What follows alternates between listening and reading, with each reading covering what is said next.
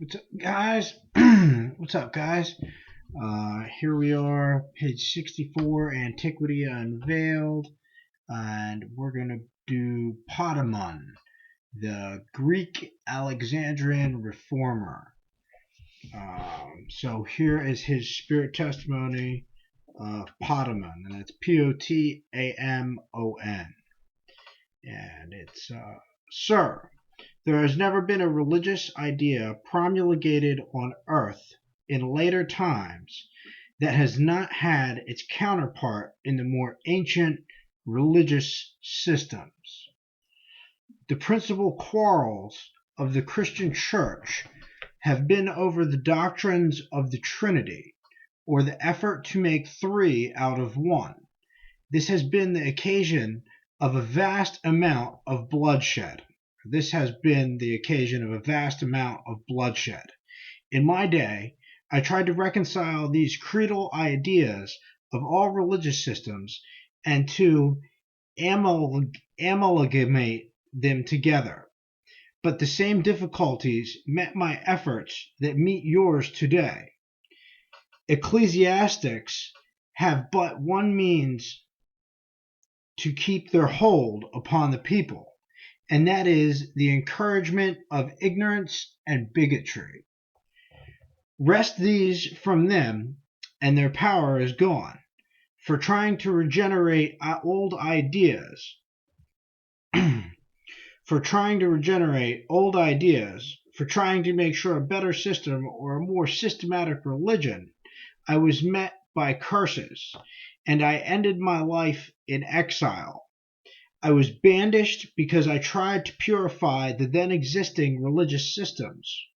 But you have a far better day to work in, because you have the aid of the greatest art of modern times, namely the art of printing, and you can scatter truth all over the land. Keep on with your work, and although you may be persecuted, there is one thing they cannot do. They cannot banish you nor take your life at this day. All the good you moderns enjoy has been the work of men who are infidels to the prevailing creeds and beliefs of their time. And in conclusion, I want to say a few words on the absolute proofs of spirit existence. We dare not, as spirits, give the masses of the present day absolute proofs of the spirit life, for should we do so, they would not perform their mission here. Once in possession of the whole of the absolute proof of the afterlife, you would find this people becoming a nation of suicides. First, they must understand the true duties of mortal existence before they can safely receive the absolute proofs of spirit existence. I am Potamon. All right. On receiving the above communication, and having no knowledge ourselves of who Potamon was, we concluded to look the matter up. With the exception of a 4-line mention of him in the American Encyclopedia, we could find nothing concerning him in either of the English or the American encyclopedias or biographical dictionaries. After a protracted search, we found the following reference to this great religious reformer in the Nouvelle Biographie Générale, published in Paris in 1862, of which we give our translation.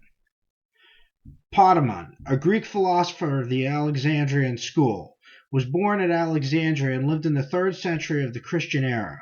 It is true that according to Suidas, Suidas, who speaks of Ares and Potamon, the philosopher should have been contemporaneous with the emperor Octavius Augustus, but Porphyry, Porphyry, in his life of Plotinus, about 9, said positively that Potamon, according to his understanding, treated of a new philosophy of which he laid the foundation.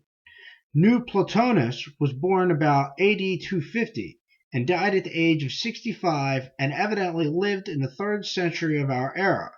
The same ought to have been the case with Potamon. Now, what was this new philosophy of which Porphyry speaks, and of which he represents Potamon as the founder?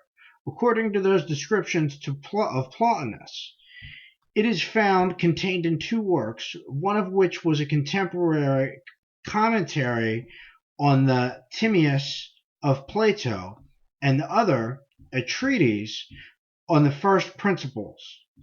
Of these treatises, there remains absolutely nothing, but we know something of the second from a passage of Diogenes Laertius, and that's Diogenes Laertius, in the introduction of his book on the lives and doctrines of the illustrious philosophers. But in a short time, said this biographer, since an eclectic school was instituted by Potamon of Alexandria, which selected from the doctrines of all the different sects, two things, Potamon explained, are necessary to discern truth. On one part, the principle that judges, that is to say, reason. On the other, the exact representation of the objects of our judgment. As to the principles of things he recognized, for matter, quality, action, and place.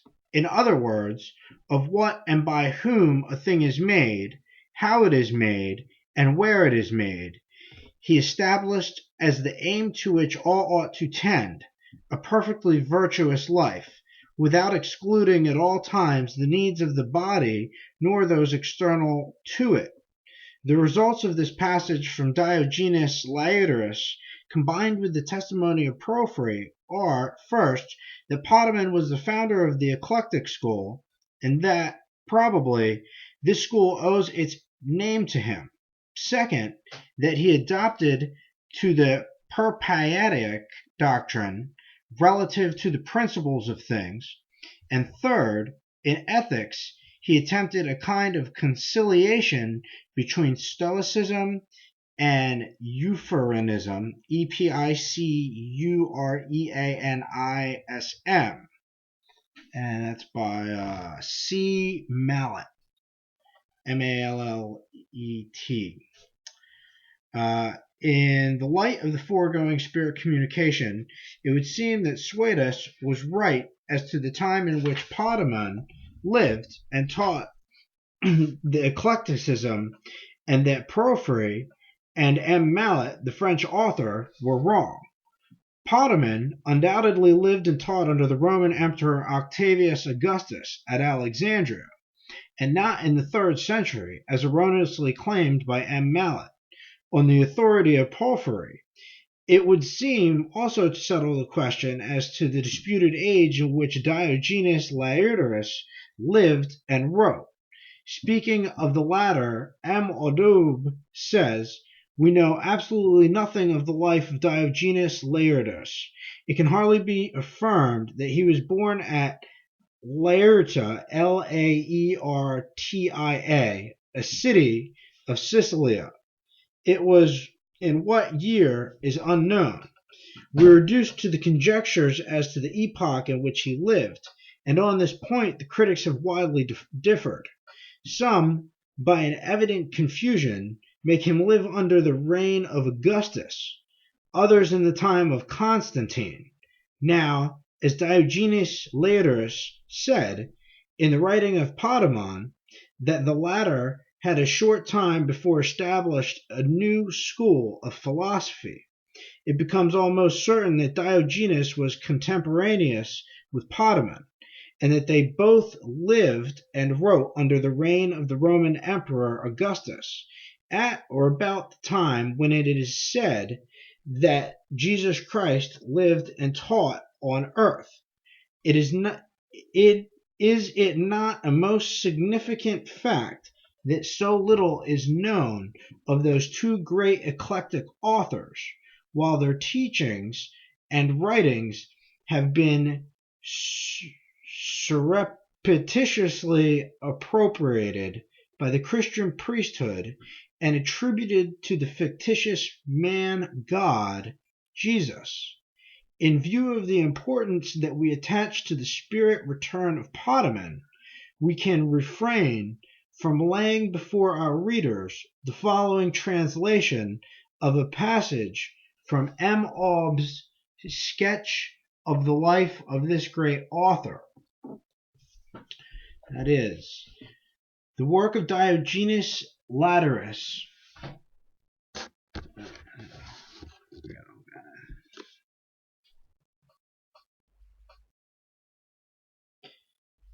Diogenes Laertius has for its title Lives and Opinions of the Most Illustrious Philosophers.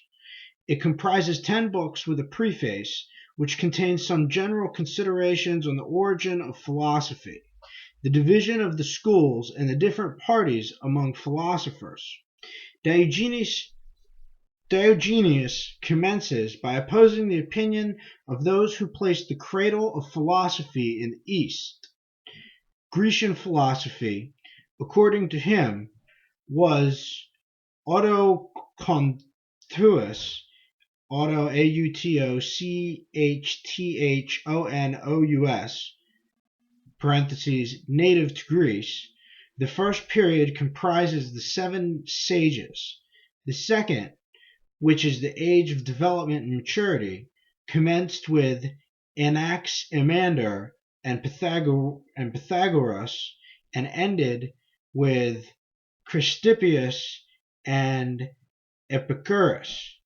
It is embraced entirely in 2 schools: the Ionian school, of which Anaximander, the disciples of Thales, is the chief, and Chrysippus was the last representative, and the Italian school, of which Pythagoras is the father, and which became extinct with Epicurus.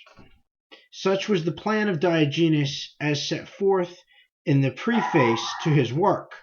It cannot be denied that this plan was extremely simple, but at the same time, we cannot but be astonished that this historian made so readily an abstract of the most perceptible differences which distinguished the various philosophical doctrines, and that he mingled this arbitrarily the most opposite schools of philosophy.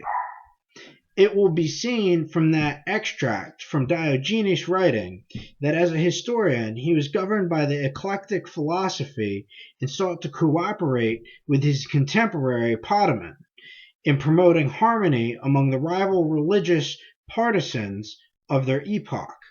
It is a sad outcome of their benevolent efforts that the Christian priesthood, who sought to turn their beneficent labors to their personal advantage, should have succeeded in concealing from their fellow men the true source of their stolen and corrupted eclectic treatises. The reason why Diogenes Laertius had so little to say about his contemporary, the greatest of all reformers, Potamon, is rendered very evident from the statement made in his communication, or the communication concerning him, that he was banished for his efforts to bring a religion of peace to his fellow men.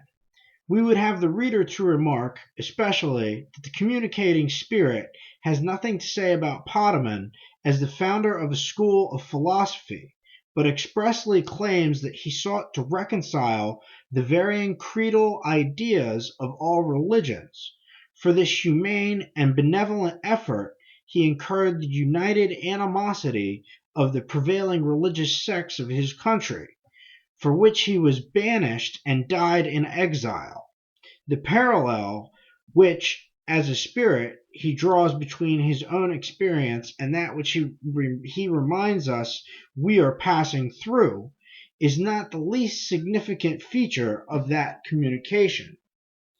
Time and space will not now admit of a more extended presentation of the incidents connected with the receipt of that communication. We will, therefore, point out a few things in connection with it that seem to us of pregnant importance. There can be little, if any, reasonable doubt that Potamon lived at the very time when it is said that Jesus lived, that he sought to institute, as the communication says, a better system or a more systematic religion, that although the writings of all the other founders of religious systems in Greece and at Alexandria have been preserved and brought down to our time, with the exception of the brief reference to him and his writings by his contemporary Diogenes Laertius, there is not an authentic trace of his writings preserved. That he was an illustrious philosopher and worthy to rank with the founders of the other great Grecian schools.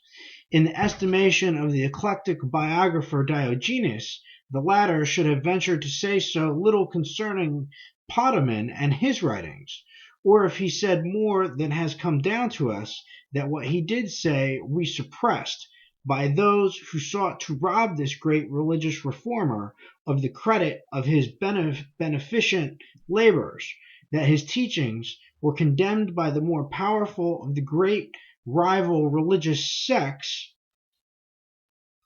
or schools of philosophy as they were called, that then prevailed, that, as the communication says, he was banished from his attempt to reconcile the contradictory creeds and dogma of various religious systems of his day and died in exile, that the original writings from which those of the present New Testament, as it is called, were derived, were in the Greek language, that they are conceded to have been obtained from Alexandria, the native city of Potamon, and the scene of his great attempt to reform the prevailing religious systems of his time, that the Christian fathers, so called, should have utterly ignored Potamon, the great founder of the religious system that they appropriated and attributed falsely to God, in order that they might the more readily and thoroughly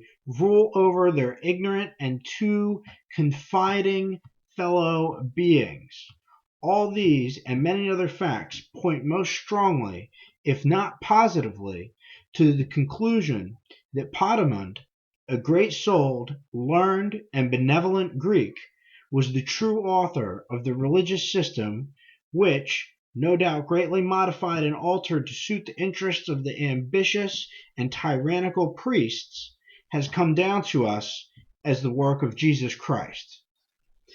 But by far the most significant fact of all is that the labored efforts of modern Christian sectaries and writers to show that Potamon did not found his eclectic system of religion until the 3rd century, and not at the very epoch at which it was said Jesus Christ lived and taught, as Suidas stated when he said, Potamon should have been contemporaneous with the Emperor Octavius Augustus.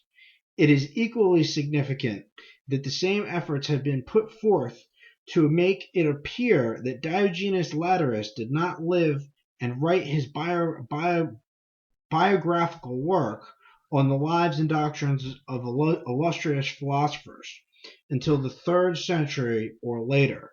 The latter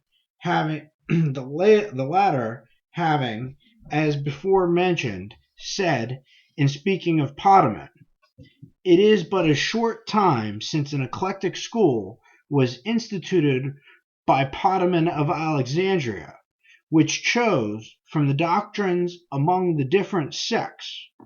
The Christian plagiarists could not afford to have it known that the author whose writings they were stealing lived at the very time when they pretended that their fictitious man-god lived. It is amazing that so monstrous and manifest a priestly fraud as is the pretense that Jesus Christ was the author of the contents of the New Testament should have remained so long concealed.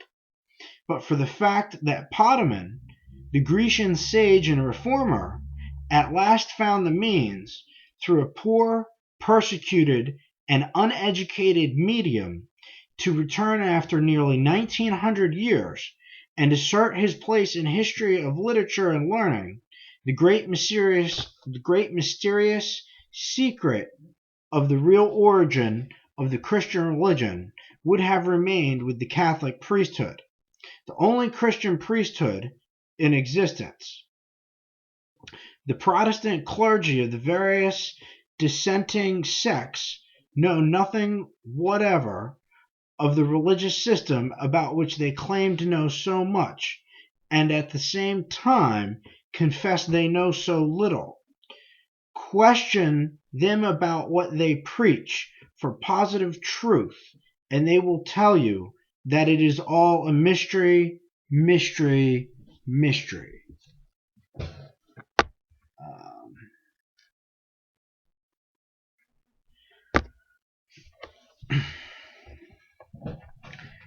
How far the religious doctrines and practices selected by Potamon from all the prevailing religions of his day have been retained by his Christian plagiarists may never be fully known, but that the latter have copied them largely seems very obvious. It is a conceded fact that the Gospels according to St. Matthew, St. Mark, St. Luke, and St. John, as well as the Acts of the Apostles, are but modified versions of some older writing or writings, the author or authors of which had been mostly unaccountably concealed. It has not been pretended that Jesus Christ ever wrote a line of the contents of the New Testament, nor can it be seriously pretended that such a founder of a new religion lived at the time of the Christian writers assign as the epoch of his earthly career. If it be once established that Diogenes Laertius lived and wrote during the reign of the Emperor Augustus, as we are already to show was the fact against the world, Mr. Aube, A-U-B-E, has fully testified to the unprejudiced manner in which Diogenes has presented the doctrinal tenets and creeds of the prevailing religious sects of that early age. And there cannot be a doubt that any such founder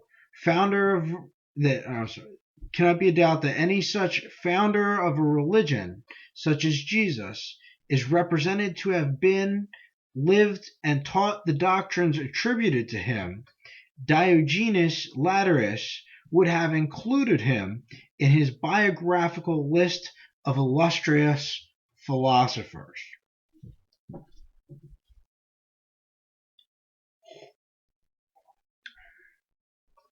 Even Suidas, S-U-I-D-A-S, the Greek lexicographer, who stated that Diogenes Laertius should have been contemporaneous with the Emperor Octavius Augustus, has shared the same fate as befell Potamon and Diogenes at the hands of the Christian priesthood, who, prior to the discovery of the art of printing, for 1400 years monopolized the learning of the world.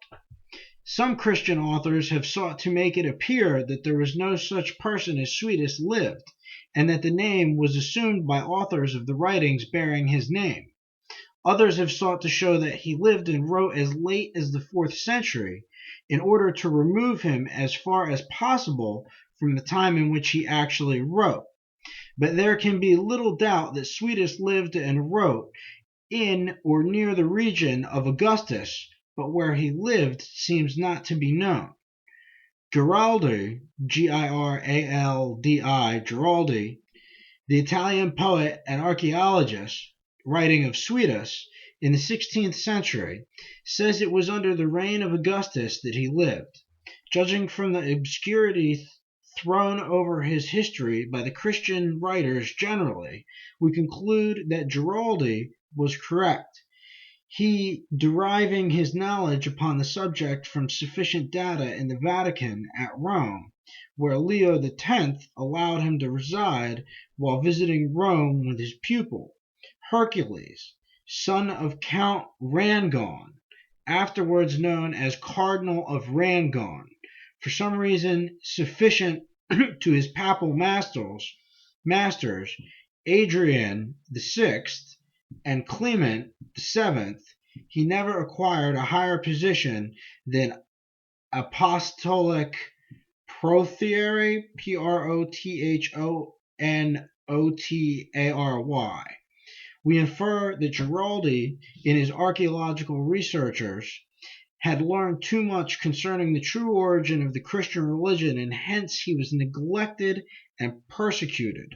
The simple fact that he had discovered that Potamon, Diogenes Laertius, and Suidas were contemporaneous authors under the reign of Augustus at the time of Jesus Christ, was falsely alleged to have lived, was enough to have cost him his life, and no doubt it would have done so only for his influence with the people in the priest-ridden age and country. In view, therefore, of the circumstances that we have hurriedly thrown together and the great pressure of our general editorial labors, all tending so strongly to corroborate that the statements of the foregoing spirit communication, we conclude that the communication is authentically from the spirit of the founder of the Eclectic School of Alexandria, that he lived at the precise time when Jesus Christ is said to have lived, and that he attempted the greatest and noblest religious reformation that is known in the past history of the world, that Diogenes Laertius and Suidas, contemporaneous writers of the day, should have noticed that Potamon, as a founder of a grandly beneficent school of religious reformers, and that they should have made no mention of Jesus Christ as engaged in such a work, at the only period when it is pretended he was so engaged, puts an end forever to the misrepresentation that the teachings and the inculcations of the New Testament were the work of any such man or divine being as Jesus. Every rational person might have to know that the writings of the New Testament were the work of a man or a school of men who sought to blend such portions of the preceding creeds, doctrines, ceremonies, practices, and religious formulas into a single religion that would serve to harmonize and unite mankind in one common effort to advance the welfare of all. No person can attentively read the New Testament writings and not perceive the fact that there is hardly a paragraph of them which does not contain very clear evidence that it is but a slightly modified reproduction of some tenet or doctrine of some one or more of the various religious systems prevailing at the time of their production, or that prevailed in the reign of Augustus, when Potamon lived and founded the Eclectic School of religious instruction. The religious systems of China, India, Persia, Egypt, Greece, Rome, Palestine, and even the Druidical system of the northern and western Europe were largely drawn from to make up the eclectic system of religion founded by Potamon, a religion for a period of more than 100 years after he died in exile, was suppressed and then revived as being of divine origin and attributed to Ies, the Phoenician name of the god Bacchus, or the sun personified. The etymological, etymological, meaning of that title being I, the one, and S, the fire or light, or taken as one word, Ies, the one light. This is none other than the light of St. John's Gospel, and this name is to be found everywhere on the Christian altars, both Protestant and Catholic, thus clearly showing that the Christian religion is but a modification of Oriental sun worship attributed to Zoroaster, Zoroaster, the same letters IHS which are in the Greek text are read by Christians JES, and the Roman Christian priesthood added the terminus US, making the name of the Fitius author of the eclectic system Potamon Jesus, Jesus.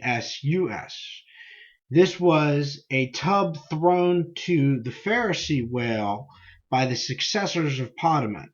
To that, the name of the latter added the name of the Hindu deity Krishtu, thus as the representative of the new system, making not Potamon its founder, but Jesus Christ, the compound deified myth of the Orientals and Hindus, the nominal head of the church. In view of what we have here submitted for the unprejudiced consideration of our readers on a topic of transcendent importance, if truth is ever to attain its proper place in the estimation of mankind, we claim to have taken a position in relation to the true origin and nature of the so-called Christian system of religion that cannot be shaken, and in order to test its value, we challenge the Christian world to show that we are in error in our claims that Potamon and his followers were the founders of the so-called Christian religion and not Jesus Christ, as they claim. We ask our readers to invite the attention of the Christian ministry everywhere to this fact and require them in the cause of truth to explain, or like men, acknowledge that the religion they are teaching is false. That's important.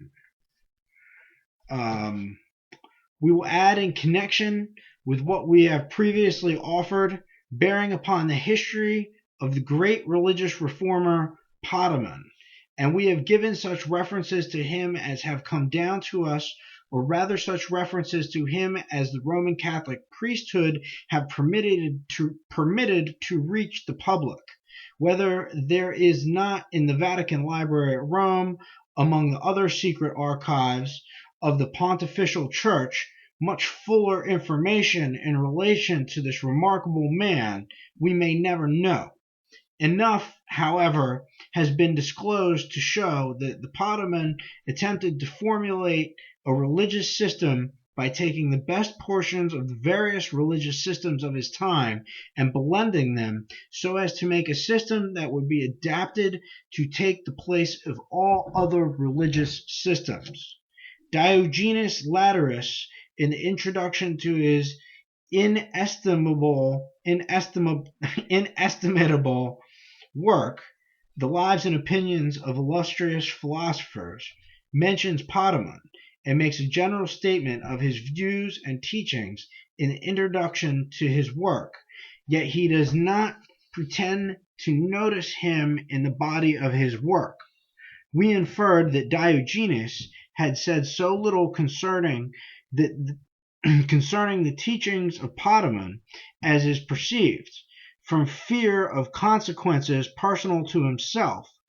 Potamon, having, as he says in his communication, been banished on account of his attempt to found a new and more perfect system of religion. On further investigation, we conclude that Diogenes Laertius did set forth the personal history and opinions of Potamon, as he did the personal history and opinions of all the other celebrated philosophers of his time. In his work, over 80 illustrious philosophers are treated of by Diogenes Laertius, all of them anterior to Potamon, and yet not one word in the body of the work in relation to this, the greatest and most modern of them all. The fact that Diogenes makes especial mention of him in that introduction to his work, as the founder of the new sect that selected his doctrines from all the other sects, and the great end of which was to develop a perfect and pure life, shows how far Potamon was before all the other philosophers of Greece. His school was established at Alexandria only a short time before Diogenes wrote, and yet Potamon is not so much as mentioned in the list of philosophers whose teachings he sought to embody in his work.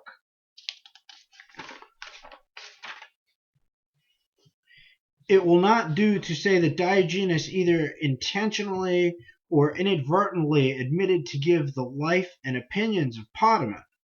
The probabilities are so strong as almost to amount to a certainty that Diogenes did give a history more or less in detail of Potamon in his teachings. That this history of Potamon is not in the biographical work of Diogenes as it has come down to us renders it most certain that it had been suppressed by those into whose hands that work afterwards fell. Who were the persons into whose hands the work of Diogenes fell? Most certainly they were the Christian priesthood, into whose hands the whole literary treasures of ancient times fell after the banishment and condemnation of Potamon. Then it was the Christian priesthood who, for some purpose, suppressed that portion of the writings of Diogenes Laertius relating to Potamon. As in the order of arrangement adopted by Diogenes in the preface to his work, he would have sketched the history of Potamon and his opinions last. It was an easy thing to eliminate that portion without in any way interfering with the biographies that preceded the biography of Potamon. Not so with the brief allusion in the preface to Potamon and his teachings. It would be impossible to erase or remove it without showing that for some reason a part of the preface had been destroyed, and hence that precious remnant of the teachings of Potamon has been allowed to come down to us. These priestly foes to truth naturally thought that in those few lines of that preface no one would ever perceive the relation to the origin of the Christian religion, and hence it did not share the fate of the biography itself. But for the return of the spirit of Potamon, his declaring what he attempted to do, and his ostracism and banishment, therefore, through the influence of the rival religious sects, the wonderful significance of that reference by Diogenes to Potamon would have continued to escape public observation. In the light of his spirit communication, its true significance is rendered plain. What was there in the writings of Potamon that was so obnoxious to his religious and philosophical contemporaries, and to those who have since sought to destroy every vestige of the religious system he founded in Alexandria in the reign of Augustus? Can there be a doubt but that he sought to blend with the metaphysical theories of Greece and Rome the ethical and theological systems of the other peoples of his age, and thus establish a new system that should contain and effect all of good that could be derived from each and all of them? This was the part of true wisdom, and shows that Potamon was as far before the philosophers and priests of his time as he was before the Christian plagiarists who appropriated his labors uncredited in all that can give luster to human life. As before said, we may never know exactly what Potamon taught, but when we consider the care with which the Christian priesthood have sought to conceal the fact that Potamon lived and taught at the very time when it is said the man God Jesus lived and taught, we may naturally infer that the teachings and doctrines of Potamon were the same, or nearly the same, as those which they have attributed falsely to Jesus. To give the weight of divine authority to these doctrines, it was indispensable to destroy, as far as possible, all trace of their human origin, and hence so little has come down to us in the name of the true author of these doctrines, the founder of the eclectic system of religion. It has been the boast of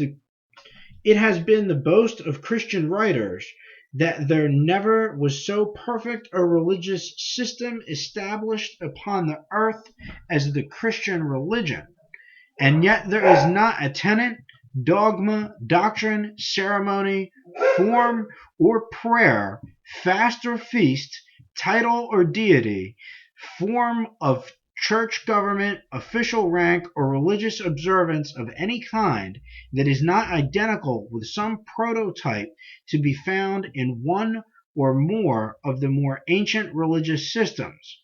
That being so, the originator of that religion was an eclectic, whether Potamon or Jesus, and as both must have lived at or about the same time, if the latter lived at all, and as Potamon is by all authorities conceded to be the founder of eclecticism in religion, and as Jesus is not so much as mentioned by anyone as having been a teacher of eclecticism, it becomes more than a reasonable certainty that Potamon, and not Jesus, was the founder of what has been called or miscalled Christianity. We have found access to information that we feel confident will show beyond all question that no such person, man, or God as Jesus Christ had anything to do with establishing the religion that has been taught in that name. We have at our command many incidental facts, all tending to show that the Christian religion is solely of human origin, and nothing especially divine connected with it. For more than 100 years, there is little or no trace left of those teachings of Potamon, or of the eclectic system of religion which he founded. About that time, the books comprised in the New Testament, so-called, were brought to light and were entitled the Gospels, according to St. Matthew, St. Mark, St. Luke, St. John, and the Acts of the Apostles, etc. Why they were so designated, and by whom they were so designated, no one knows, or if they did know, none have told us. Those titles show very plainly that they are not the gospel, or God spell, according to Jesus Christ. If they have been the latter, the Christian priesthood would not have hesitated to say so. We have just as much right to infer that those writings were different versions of the teachings of Jesus, and we have vastly more reasons to think so, in view of the facts we have stated than those which we intend to adduce in detail in the course of this investigation. The first follower of the teachings of Potamon, who avowed his conversion to the eclectic religion, was Ammonius Saccas, of whom too little was known, or at least too little of whose teachings have been permitted to come down to us. Of this great teacher, the Biographie Universelle says, Ammonius Saccas, thus called because it is said he was a sack or bag bearer in his youth. He was a native of Alexandria and lived towards the end of the 2nd century. His parents were poor and Christians. They raised him in their religion. Disgusted with his wearing calling, he left it to give himself up to the study of philosophy, in which it is believed he had Pantanaeus as his master. After some years, he opened a school and drew around him a great number of disciples, of whom the most celebrated were Herennius, Origen, Origen, and Plotinus. This this school is ordinarily regarded as the first of the eclectic philosophy. This opinion, nevertheless, needs rectification. Eclecticism is the doctrine of those who, without embracing any particular system, take from each system that which is most conformable to the truth, and of these various selections arranging a whole new system as a whole. It was in this manner that Potamon proceeded, but it is impossible to give the name of eclecticism to the philosophy (why not religion) of Ammonius, a monstrous and singular collection of the most contradictory opinions. Indeed, not content with having amalgamated without the arrangement the fundamental systems of the different Greek sects, Epicureanism accepted, that's Epicureanism accepted, he fell into the same confusion relative to religious principles, so that the chaos of his doctrines embraced alike philosophic opinions and sacred dogmas. He ought then to be regarded rather as the founder of Theosophy or the illuminated. Ammonius never wrote anything. He confided his principles only to a small number of disciples and under the veil of mystery. Meantime, some historians make him the author of an evangelical concordance, which is found in the 7th volume of the Bibliothèque de Paris, and that others attributed with the better reason to a bishop Ammonius. The Encyclopedia Britannica has mention of him here. Just tells a little bit about his history. Check that out. That's on page 76 and 77. Then we get over to here, the final comments on him. Right here. So we here see another attempt on the part of a Christian writer to get rid of all trace of the teachings of Potamon and to prevent the discovery of the great secret of the Roman Catholic priesthood, that Potamon and not Jesus was the founder of the Christian religion. Both of the writers cited concede that Ammonius Saccas was reared a Christian by his parents. The English writer quotes Porphyry to show that Ammonius apostatized, but admits that Eusebius, in his church history, denied this apostasy and affirms that Ammonius continued to live a Christian to the end of his life. It is true he attempts to get rid of that testimony of the most erudite and thoroughly informed Christian father by saying, "It is clear, however, that Eusebius is referring to another Ammonius, a Christian, who lived in Alexandria during the 3rd century." We are not, however, told by this very astute writer that there was any reason to believe that Ammonius, whom Porphyry alleged apostatized from the Christian faith, was the Christian Ammonius of the 3rd century. Nor has he pretended that the latter Ammonius was ever charged by Porphyry with having apostatized from the Christian faith. There can, therefore, be little or no doubt that Eusebius referred to Ammonius Saccas when he claimed that he continued a Christian to the end of his life. Now, it being a fact, according to Eusebius, that Ammonius Saccas was a Christian, and that the Christian doctrines which he taught were kept secret while he lived, it became a matter of the deepest interest to know what those Christian teachings were which Ammonius kept secret. The English writer does not pretend that those secret Christian teachings were what afterwards became known as the doctrines of the Neoplatonists.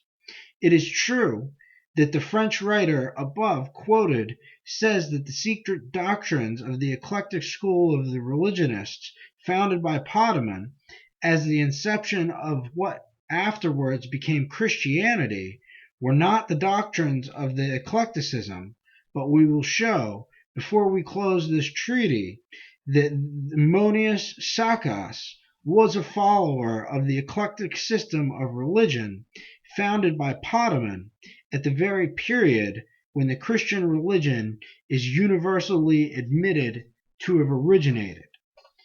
We have again, in the case of Ammonius Saccas, the evidence that his contemporaries sought to before his history and teachings. Thanks to his followers, Herennius, Origen, Plotinus, this attempt at Christian concealment was less successful than in the case with Potamon.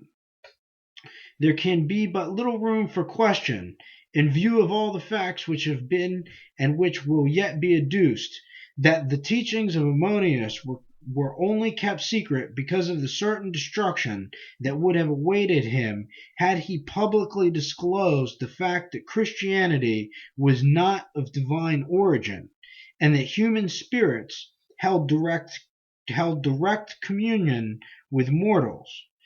Those secrets are as carefully guarded today by the Christian priesthood as they were by Ammonius Saccas in the 3rd century.